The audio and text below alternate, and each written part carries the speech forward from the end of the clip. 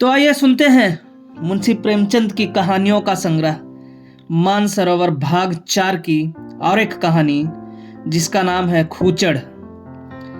बाबू कुंदनलाल कचहरी से लौटे तो देखा कि उनकी पत्नी जी एक कुंजड़िन से कुछ साग भाजी ले रही हैं। कुंजड़िन पालक टके सेर कहती है, वह 1.5 पैसे दे रही हैं। इस पर कई मिनट तक विवाद होता रहा।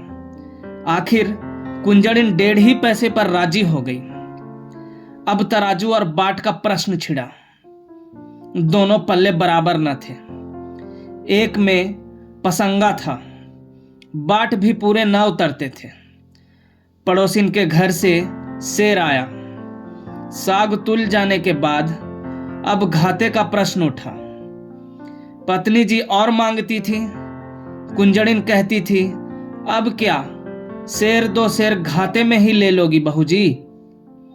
खैर, आधा घंटे में वह सौदा पूरा हुआ और कुंजड़िन फिर कभी ना आने की धमकी देकर विदा हुई। कुंदनलाल खड़े खड़े तमाशा देखते रहे। कुंजड़िन के जाने के बाद पत्नी जी लोटे का पानी लाई तो आपने कहा, आज तो तुमने जरा सा साग लेने में पूरे आधा घंटे लगा दिए। इतनी देर में तो 1005 का सौदा हो जाता।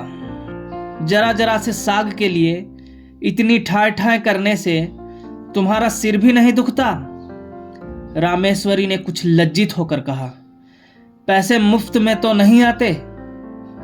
यह ठीक है, लेकिन समय का भी कुछ मूल्य है। इतनी देर में तुमने बड़ी मुश्किल से एक धेले की बचत की।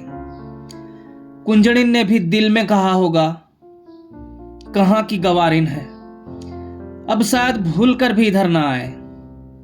तो फिर मुझसे तो यह नहीं हो सकता कि पैसे की जगह धेले का सौदा लेकर बैठ जाऊं। इतनी देर में तो तुमने कम से कम 10 पन्ने पढ़े होते। कल महरी से घंटों सिर मारा, परसों दूध वाले के साथ घंटों शास्त्रार्थ किया। जिंदगी क्या इन्हीं बातों में खर्च करने को दी गई है? कुंदनलाल प्रायः नित्य ही पत्नी को सदुपदेश देते रहते थे। यह उनका दूसरा विवाह था।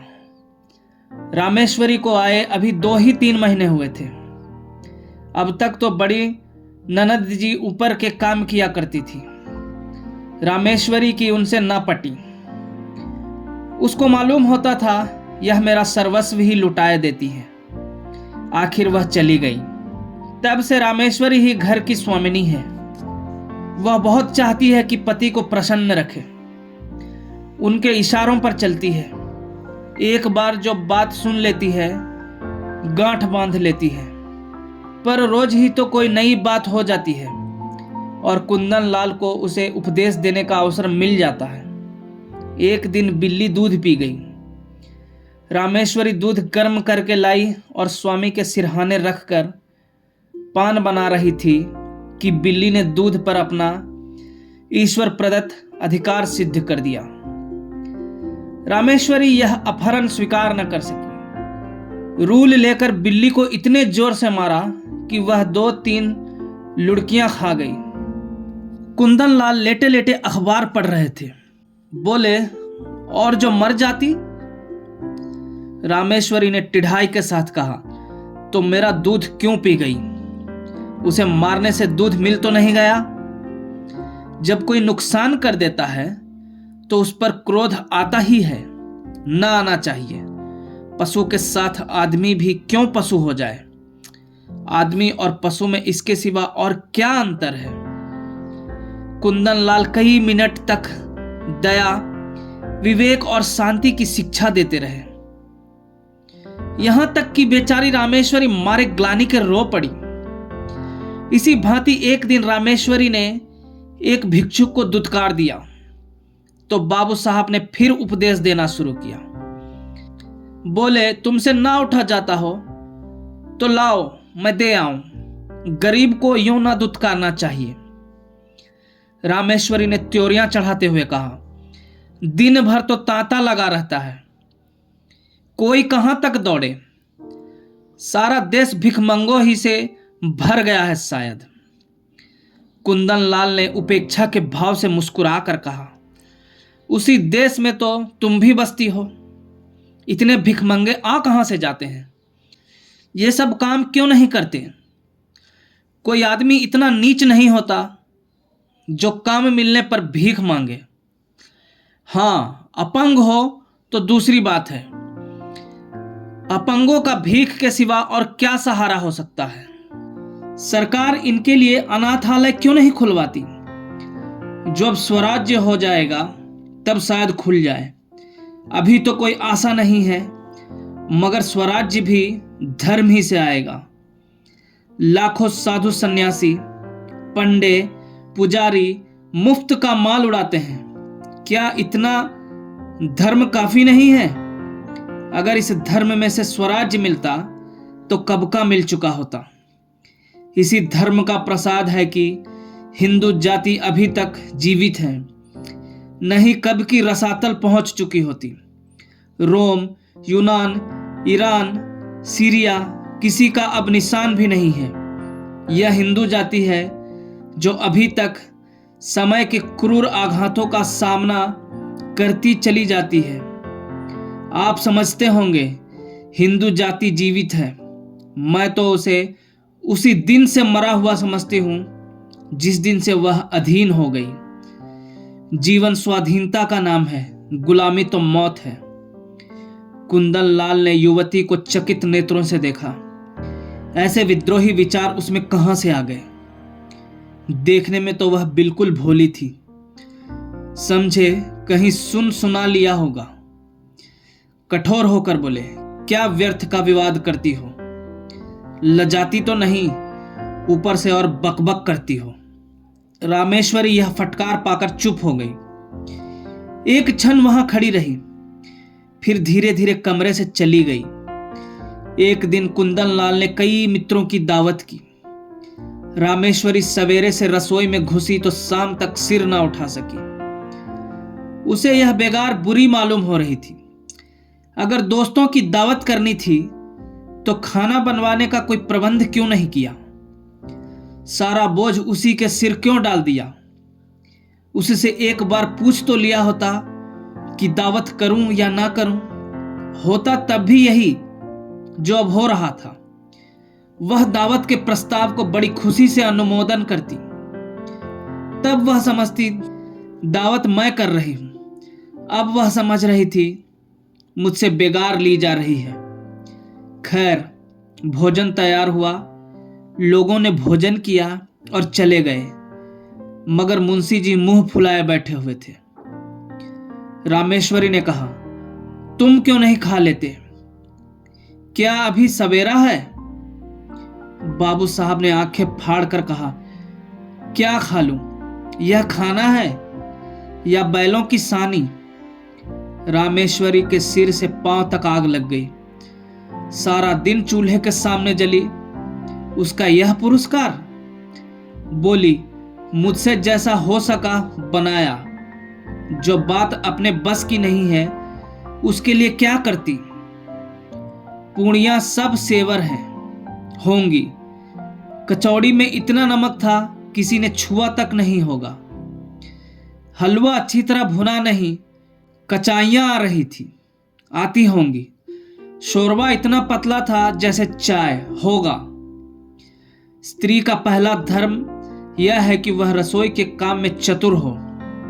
फिर उपदेशों का तार बंधा, यहां तक कि रामेश्वरी ऊब कर चली गई।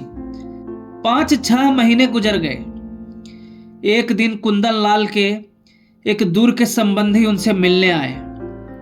रामेश्वरी को ज्यों ही उनकी खबर मिली, जलपान के लिए मिठाई भेजी और महरी से कहला भेजा, आज यहीं भोजन कीजिएगा। वह वहां से फूले ना समाये। बोरियां बंधना लेकर पहुंच गए और डेरा डाल दिया। 1 हफ्ता गुजर गया, आप टलने का नाम भी नहीं लेते।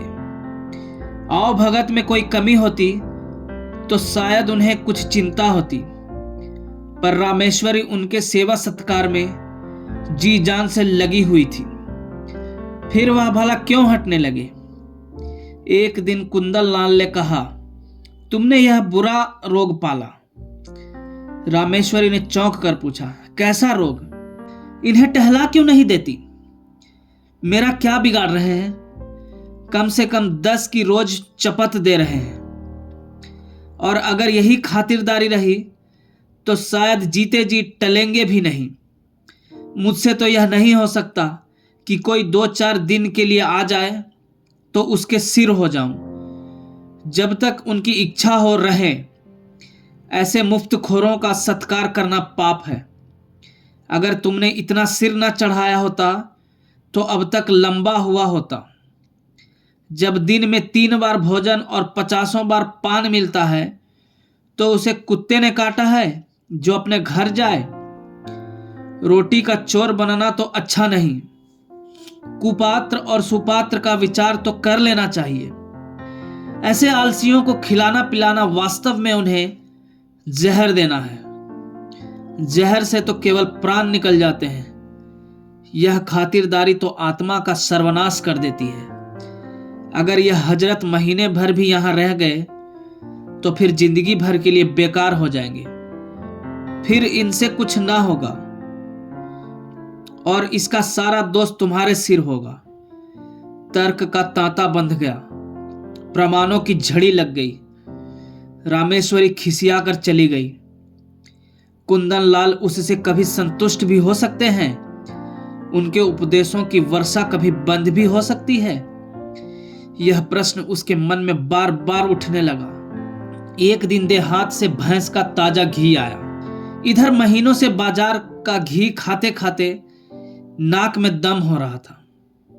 रामेश्वरी ने उसे खौलाया, उसमें लौंग डाली और कड़ाह से निकालकर एक मटकी में रख दिया। उसकी सौंधी सौंधी सुगंध से सारा घर महक रहा था। महरी चौका बर्तन करने आई तो उसने चाहा कि मटकी चौके से उठाकर छींके या आले पर रख दे, पर संयोग की बात उसने मटकी उठाई तो वह उसके हाथ से छूटकर गिर पड़ी। सारा घी बह गया। धमाका सुनकर रामेश्वरी दौड़ी तो महरी खड़ी हो रही थी और मटकी चूर चूर हो गई थी। तड़प कर बोली, मटकी कैसे टूट गई? मैं तेरी तलब से काट लूंगी। राम राम, सारा घी मिट्टी में मिला दिया। तेरी आंखें फूट गई थी क्या? या हाथों में दम नहीं था? इतनी दूर से मंगाया, इतनी मेहनत से गर्म किया, मगर एक बूंद भी गले के नीचे ना गया। अब खड़ी बिसुर क्या रही है? जा अपना काम कर। महरी ने आंसू पोंछकर कहा, बहू जी अब तो चूक हो गई। चाहे तलब काटो चाहे जान मारो। मैंने तो सोचा उठाकर आले पर रख दूं तो चौंका लगाऊं। क्या जानती थी कि भाग्य में यह लिखा है। न जाने किसका मुंह देखकर उठी थी। रामेश्वरी, मैं कुछ नहीं जानती। सब रुपये तेरी तलब से वसूल कर लूंगी। 1 रुपया जुर्माना न किया तो कहना। महरी, मर जाऊंगी सरकार, कहीं 1 पैसे का ठिकाना नहीं है। रामेश्वरी, मर जा या जी जा, मैं कुछ नहीं जानती।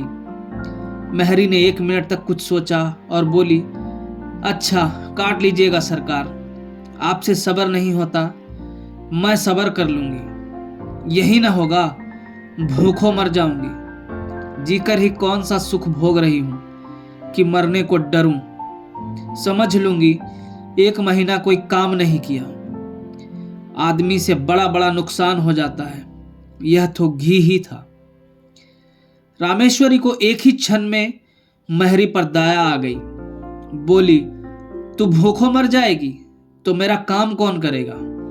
महरी, काम कराना होगा खिलाइएगा, न काम कराना होगा भूखों मारिएगा।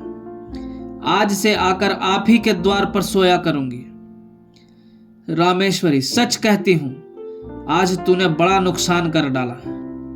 महरी, मैं तो आप ही पछता रही हूं सरकार। रामेश्वरी, जा गोबर से चौका लीप दे, मटकी के टुकड़े दूर फेंक दे और बाजार से घी लेती आ। महरी ने खुश होकर चौंका गोबर से लीपा और मटकी के टुकड़े बटोर रही थी कि कुंदन लाल आ गए और हांडी टूटी देखकर बोले, यह हांडी कैसे टूट गई?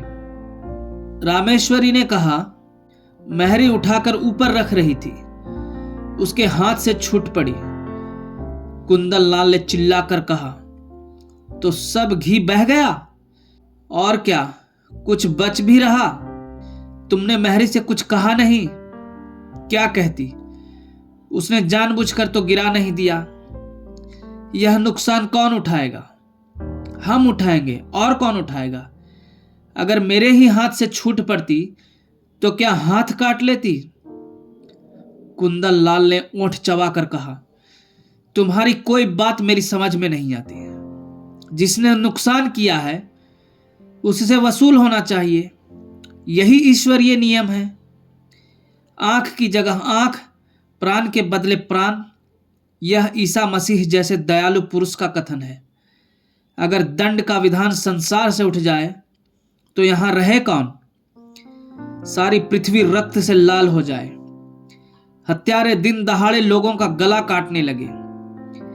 दंड ही से समाज की मर्यादा कायम है। जिस दिन दंड न रहेगा, संसार न रहेगा।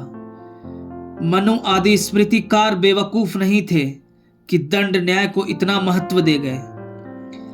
और किसी विचार से नहीं तो मर्यादा की रक्षा के लिए दंड अवश्य देना चाहिए। ये रुपए महरी को देने पड़ेंगे, उसकी मजदूरी काटनी पड़ेगी। नहीं तो आज उसने घी का घड़ा लुढ़का दिया है, कल कोई और नुकसान कर देगी। रामेश्वरी ने डरते डरते कहा, मैंने तो उसे क्षमा कर दिया है। कुंदन लाल ने आंखें निकाल कर कहा, लेकिन मैं नहीं क्षमा कर सकता। महरी द्वार पर खड़ी यह विवाद सुन रही थी। जब उसने देखा कि कुंदन लाल का क्रोध बढ़ता जाता है और मेरे कारण रामेश्वरी को घुड़कियां सुननी पड़ रही है, तो वह सामने जाकर बोली, बाबूजी, अब तो कसूर हो गया। अब सब रुपए मेरी तलब से काट लीजिएगा। रुपए नहीं है, नहीं तो अभी लाकर आपके हाथ रख देती। रामेश्वरी ने उसे घुड़क कर कहा, जा भाग यहां से। तू क्या करने आई? बड़ी रुपये वाली बनी है। कुंदन लाल ने पत्नी की ओर कठोर नेत्रों से देखकर कहा, तुम क्यों उसकी वकालत कर रही हो? यह मोटी सी बात है और इसे एक बच्चा भी समझता है कि जो नुकसान करता है उसे उसका दंड भोगना पड़ता है। मैं क्यों 5 रुपये का नुकसान उठाऊं? बेवजह क्यों नहीं इसने मटके को संभाल कर पकड़ा? क्यों इतनी जल्दबाजी की? क्यों तुम्हें बुलाकर मदद नहीं ली? यह साफ इसकी लापरवाही है। यह कहते हुए कुंदन लाल बाहर चले गए। रामेश्वरी इस अपमान से आहत हो उठी। डांटना ही था तो कमरे में बुलाकर एकांत में डांटते। महरी के सामने उसे रुई की तरह ढूंढ डाला। उसकी समझ ही में ना आता था यह किस स्वभाव के आदमी हैं। आज एक बात कहते हैं, कल उसी को काटते हैं जैसे कोई झक्की आदमी हो। कहां तो दया और उदारता के अवतार बनते थे, कहां आज 5 रुपए के लिए प्राण देने लगे।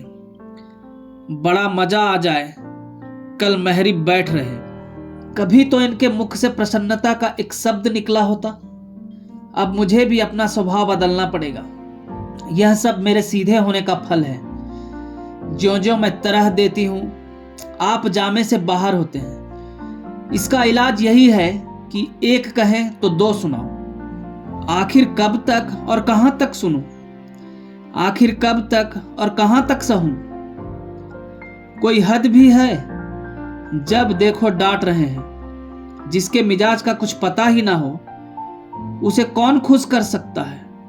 उस दिन जरा सा बिल्ली को मार दिया तो आप दया का उपदेश करने लगे।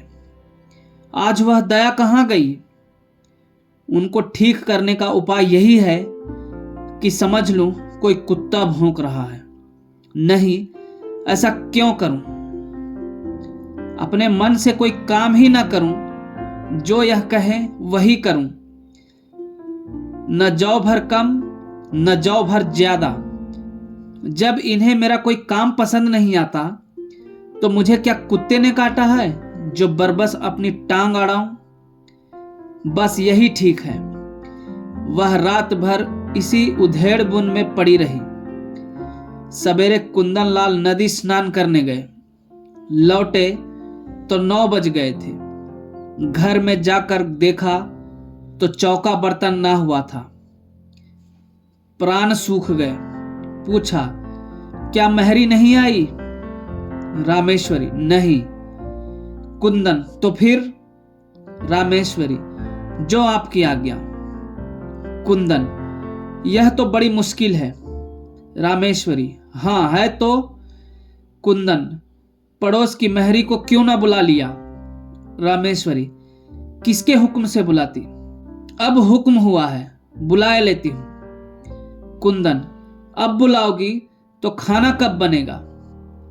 9 बज गए और इतना तो तुम्हें अपनी अक्ल से काम लेना चाहिए था कि महरी नहीं आई तो पड़ोस वाली को बुला लें। रामेश्वरी, अगर उस वक्त सरकार पूछते क्यों दूसरी महरी बुलाई तो क्या जवाब देती? अपनी अक्ल से काम लेना छोड़ दिया, अब तुम्हारी ही अक्ल से काम लूंगी। मैं यह नहीं चाहती कि कोई मुझे आंखें दिखाए। कुंदन, अच्छा तो इस वक्त क्या होगा? रामेश्वरी, जो हुजूर का हुक्म हो। कुंदन, तुम मुझे बनाती हो? रामेश्वरी, मेरी इतनी मजाल कि आपको बनाऊं? मैं तो हुजूर की लौंडी हूं, जो कहिए वह करूं। कुंदन, मैं तो जाता हूं, तुम्हारा जो जी चाहे करो। रामेश्वरी, जाइए, मेरा जी कुछ न चाहेगा और कुछ न करूंगी। कुंदन, आखिर तुम क्या खाओगी? रामेश्वरी, जो आप देंगे वही खा लूंगी। कुंदन, लाओ बाजार से पूड़ियां ला दूं। रामेश्वरी रुपया निकाल लाई। कुंदन लाल पूड़ियां लाए। इस वक्त का काम चला। दफ्तर गए, लौटे तो देर हो गई थी। आते ही आते पूछा, महरी आई? रामेश्वरी, नहीं। कुंदन, मैंने तो कहा था पड़ोस वाली को बुला लेना। रामेश्वरी, बुलाया था, वह 5 रुपए मांगती है। कुंदन, तो 1 ही रुपए का फर्क था, क्यों नहीं रख लिया? रामेश्वरी, मुझे यह हुक्म ना मिला था। मुझसे जवाब तलब होता कि 1 रुपया ज्यादा क्यों दे दिया। खर्च की किफायत पर उपदेश दिया जाने लगता तो क्या करती? कुंदन, तुम बिल्कुल मूर्ख हो। रामेश्वरी, बिल्कुल। कुंदन, तो इस वक्त भी भोजन ना बनेगा? रामेश्वरी, मजबूरी है। कुंदन लाल सिर थाम कर चारपाई पर बैठ गए।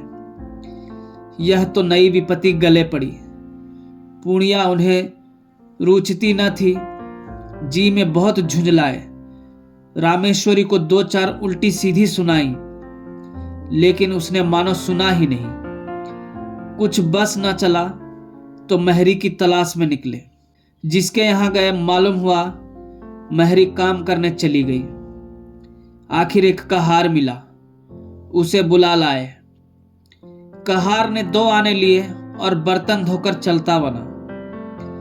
रामेश्वरी ने कहा, भोजन क्या बनेगा?